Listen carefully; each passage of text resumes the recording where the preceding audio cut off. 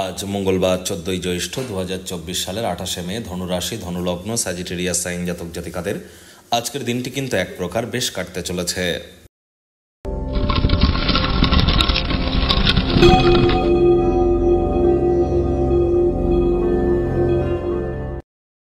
ভিডিওটির শুরুতেই আপনারা স্ক্রিনে দেখতে পাচ্ছেন হনুমানজির একটি মন্ত্র, ওম নমঃ হনুমতে ভয়ভাঞ্জনায় সুখম কুরু ফট স্বাহা।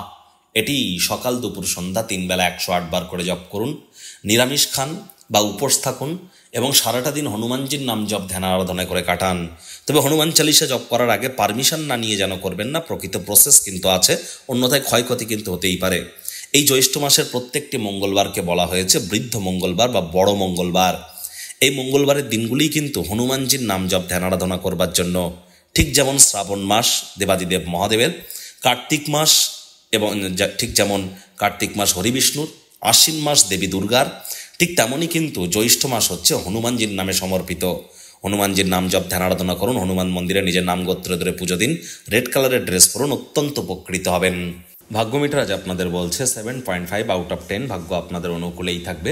প্রেম, দাম্পত্য এবং কর্মজাগতিক ব্যাপারে আপনাদেরকে একটু সাবধানতা অবলম্বন করেই চলতে হবে।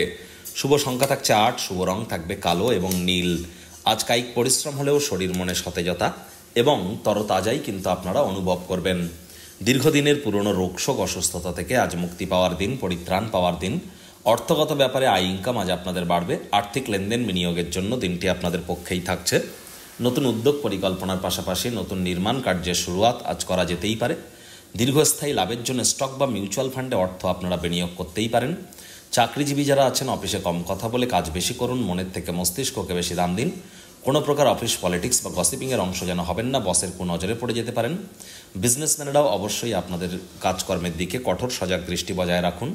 রাজনীতিবিদ যারা আছেন জনসংযোগ বৃদ্ধি করুন, কঠোর কায়িক পরিশ্রমের কোনো বিকল্পই কিন্তু নেই।